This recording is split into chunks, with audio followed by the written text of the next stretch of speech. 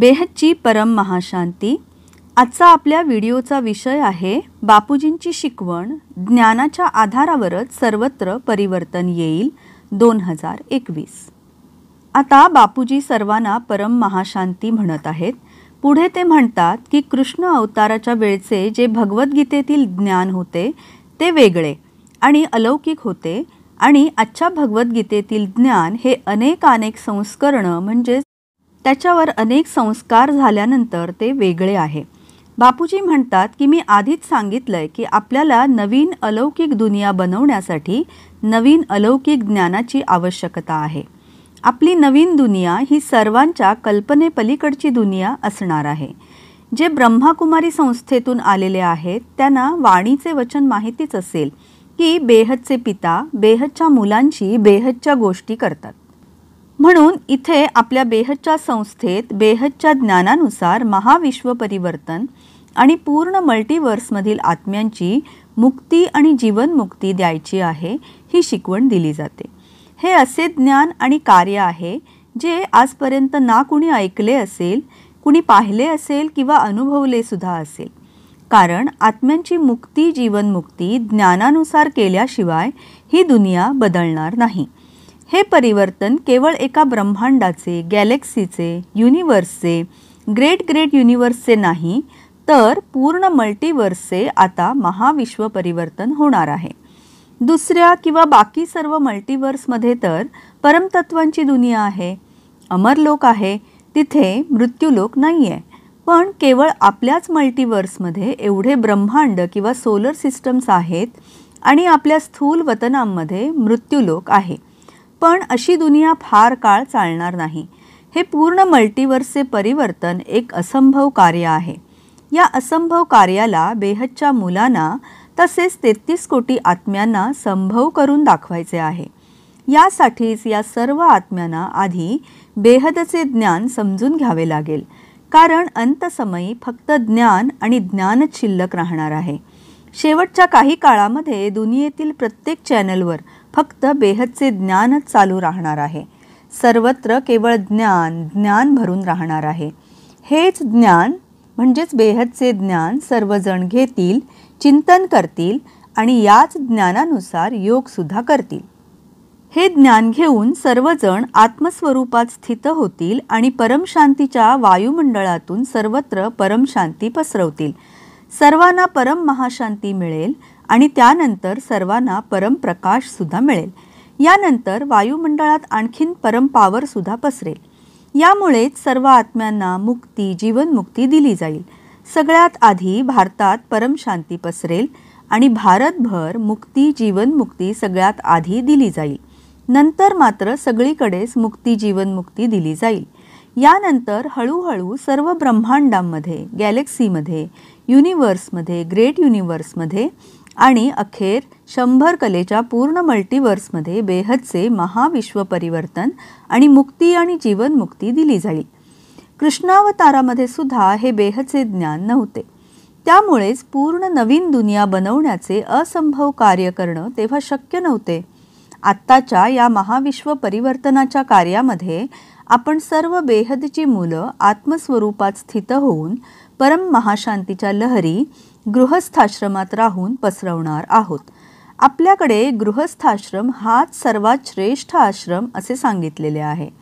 घर गृहस्थाश्रमातला आत्मा हा घरात राहून आणि कर्मयोग करत करत महाविश्व परिवर्तनाचे कार्य ज्ञानाच्या आधाराने करत आहे।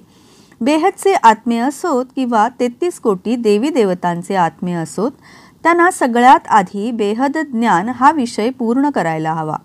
बेहद ज्ञान म्हणजे बेहदच्या विश्वाचे ज्ञान। बेहदचे परमज्ञान घेऊन बेहदच्या मुलांना बेहदच्या परमपित्याशी योग लावायचा आहे। योग बलाने यांना परम महाशांतीच्या लहरी पसरवायच्या आहेत। हेच बेहदचे सैनिक अंतसमयी मुक्ती जीवनमुक्ती सर्वांना देणार आहेत। कृष्णावतारामध्ये हे ज्ञान नव्हते, यावेळेस नवीन ज्ञान आहे।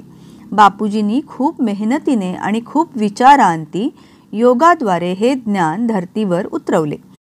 बेहदच्या सर्व आत्म्यांचे 3 अवतार किंवा 3 रूपं आहेत, जशी साकारी, आकारी आणि निराकारी।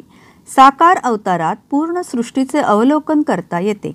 विश्वामध्ये पहिल्यांदाच बेहदचे परमपिता साकारी रूपामध्ये धर्तीवर आलेले आहेत आणि त्यांनी स्वतःच निरीक्षण करून बेहदचे ज्ञान धर्तीवर उतरवले आणि विश्व परिवर्तनाचे कार्य करण्याचे ठरवले.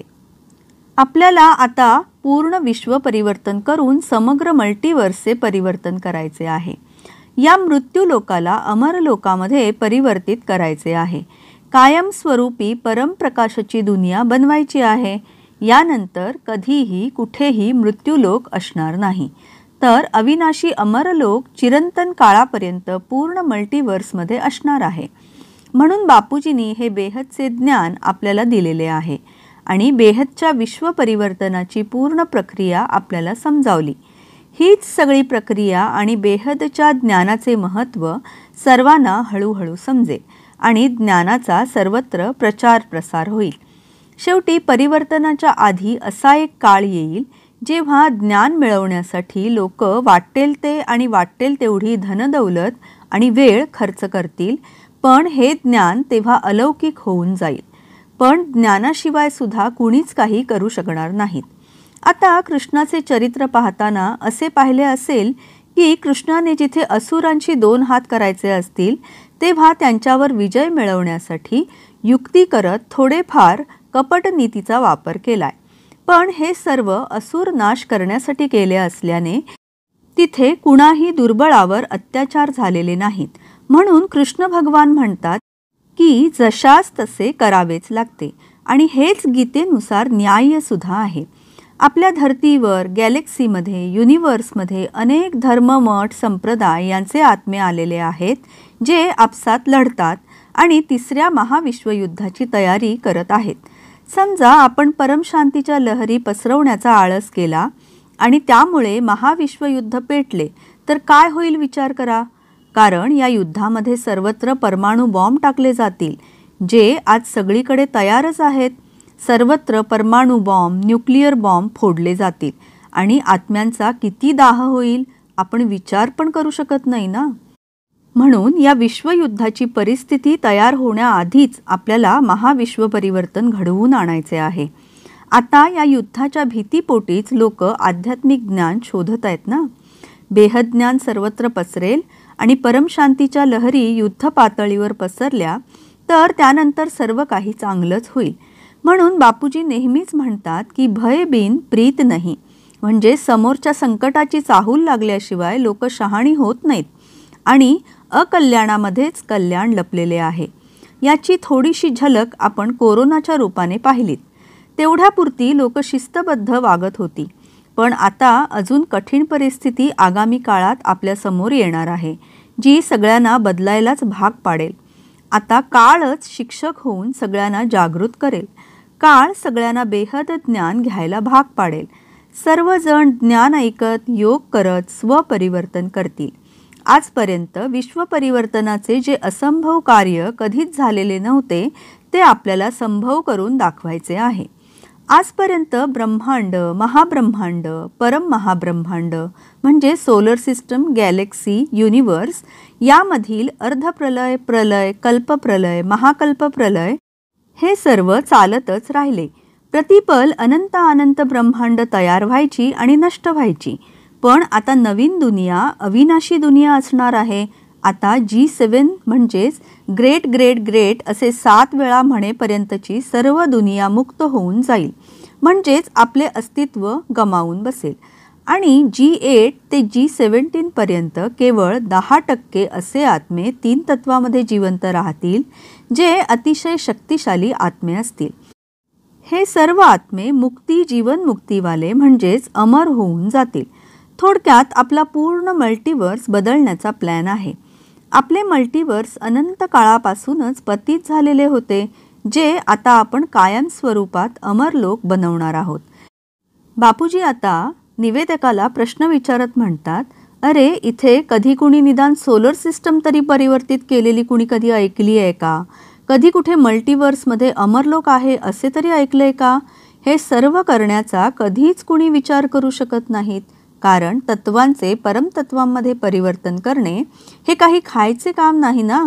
आजपर्यंत केवळ ब्रह्मांड, महाब्रह्मांड, परममहाब्रह्मांड यांचे सृजन विसर्जन करतच आले आहेत. महाशिवांच्या एका पलामध्ये अनंत अनंत ब्रह्मांड तयार होतात आणि विसर्जित होतात. म्हणून महाकाल प्रलय सुद्धा होतो ना. इथे महाशिव महाकाल होऊन अनंत अनंत ब्रह्मांडांना आपल्या रोमारोमात सामावून घेतो. मग हे असे ब्रह्मांड, महाब्रह्मांड, परम महाब्रह्मांड म्हणजेच सोलर सिस्टम, गॅलेक्सी, युनिवर्स सर्जित आणि विसर्जित होतच राहतात. अशाच प्रकारे great universe, great great universe आणि अखेर मल्टिवर्समधील पण सृजन विसर्जन चालूच राहते. पण आता महाविश्व परिवर्तनानंतर हे मल्टिवर्स कायमचेच अविनाशी अमरलोक होऊन जाईल. म्हणजे हे सर्व कधी ना कुणी ऐकले असेल, कुणी पाहिले असेल, कुणी कधी विचारसुद्धा केला नसेल किंवा हे अलौकिक ज्ञानसुद्धा कुणी ऐकलेले नसेल, ज्याच्या आधारावर हे बेहद विश्व परिवर्तन होईल. म्हणून बापूजींनी नवीन दुनियेसाठी नवे ज्ञान दिलेले आहे. महाविश्व परिवर्तनाच्या असंभव कार्यासाठी नवीन ज्ञान आहे. खरं बापूजी म्हणतात की ज्यांना हे ज्ञान समजत नाही त्यांच्यासाठी असंभव कार्य आहे. पण आता यानंतर लोक हळूहळू बेहद ज्ञानानुसार जागृत होतील, आत्मस्वरूप होतील. आत्मस्वरूपाची अनुभूती करत करत महाशांतीच्या लहरी पसरवतील.